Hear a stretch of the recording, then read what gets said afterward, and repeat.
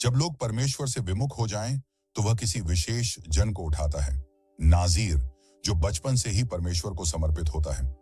आज हम जानेंगे एक ऐसे ही नाजीर की कथा, शिमशोन, एक बलवान योद्धा जिसकी कहानी बाइबल में न्यायियों की पुस्तक में दर्ज है। इसराइल की दशा। बाइबल बताती है कि इसराइलियों ने फिर यहोवा की दृष्टि में बुराई की, इसलिए यहोवा ने उन्हें पलिश्तियों के अधीन कर दिया। पूरे 40 वर्षों तक। मनोअह और उसकी पत्नी, दान के गोत्र से एक व्यक्ति था, मनोअह। उसकी पत्नी बांझ थी, संतान नहीं थी। एक दिन यहोवा का दूत उसकी पत्नी को प्रकट हुआ। यहोवा का दूत, तू बांझ है और संतान नहीं होती, परंतु तू गर्भवती होगी और पुत्र को जन्म देगी।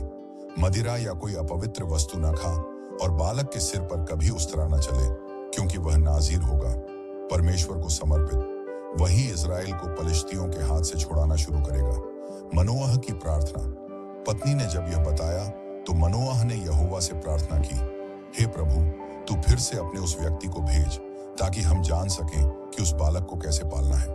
यहोवा ने प्रार्थना सुनी और दूत दोबारा प्रकट हुआ। उसने वही निर्देश दोहराए, बच्चा पवित्र होगा, शराब न पिएगा, सिर पर उस्तरा नहीं चलेगा। शिमशोन का जन्म। कुछ समय बाद वह स्त्री गर्भवती हुई और उसने पुत्र को जन्म दिया।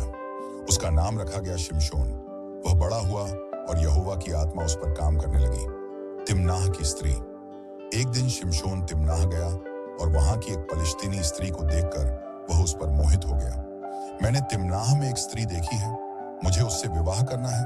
माता पिता ने कहा, क्या तेरे लोगों में या तेरे भाई बंधुओं में कोई स्त्री नहीं कि तू उस अचिन्हित पलिश्तीन को विवाह करे? पर यह यहोवा की योजना थी, क्योंकि वह पलिश्तियों से संघर्ष की भूमिका बना रहे थे। शेर का वध। जब वह विवाह के लिए तिम्नाह जा रहा था, एक जवान शेर उस पर झपटा। तभी यहोवा की आत्मा उस पर उतरी और शिमशोन ने नंगे हाथों से शेर को चीर डाला। मधु की पहेली। कुछ दिन बाद लौटते हुए उसने देखा कि मरे हुए शेर के शव में मधुमक्खियां थीं और उसमें मधु था। उसने मधु खाया और अपने माता पिता को भी दिया, पर नहीं बताया कि यह कहां से आया। विवाह भोज और पहेली। विवाह भोज में शिमशोन ने पलिश्तियों को एक पहेली दी। भोजन करने वाले में से भोजन निकला और बलवान में से मधुर निकला। वे 7 दिन तक उत्तर न जान सके। फिर उन्होंने शिमशोन की पत्नी को धमकाया, अपने पति से उत्तर जानकर हमें बता, नहीं तो तुझे और तेरे पिता को जला देंगे। उसने शिमशोन से रो रो कर पूछा और अंततः उत्तर जान लिया। 7वें दिन उन्होंने उत्तर बता दिया। शहद क्या मधु से मीठा और शेर क्या बलवान से बलवान। शिमशोन जान गया कि उसकी पत्नी ने यह बात बताई है। वह अश्कलोन गया, वहां के 30 लोगों को मारकर उनके वस्त्र उन लोगों को दे दिए जिन्होंने उत्तर बताया था। शादी का धोखा। शिमशोन की पत्नी को उसके विवाह के बाद किसी और को दे दिया गया, उसके मित्र को। जब शिमशोन वापस आया और यह पता चला तो वह क्रोधित हुआ। लोमड़ियों की आग। उसने 300 लोमड़ियां पकड़ी, उनकी पूंछों को जोड़ा और बीच में मशाल बांध दी। फिर उन्हें पलिश्तियों के खेतों में छोड़ दिया। फसलें जल गईं। पलिश्तियों ने बदला लिया। शिमशोन की पत्नी और उसके पिता को जला डाला। शिमशोन ने फिर पलिश्तियों को मारा और एतेम की गुफा में चला गया। पलिश्ती चढ़ आए। पलिश्ती यहूदा में आए और 3000 यहूदी पुरुष शिमशोन के पास आए और बोले, हमें तुझे बांधकर पलिश्तियों को सौंपना है। शिमशोन ने कहा, तुम मुझे मत मारना, बस बांध देना। उन्होंने उसे 2 नई रस्सियों से बांधा, परंतु जब वह पलिश्तियों के पास पहुंचा तो यहोवा की आत्मा उस पर उतरी। रस्सियां टूट गईं।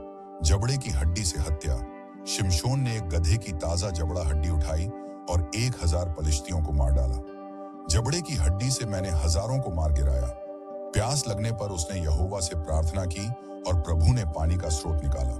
गजा का प्रसंग। शिमशोन गजा गया और एक वेश्या के पास गया। वहां के लोग द्वार बंद करके उसे मारने को बैठे, पर आधी रात को वह उठा, नगर के फाटक को उखाड़कर अपने कंधों पर रखकर हेब्रोन ले गया।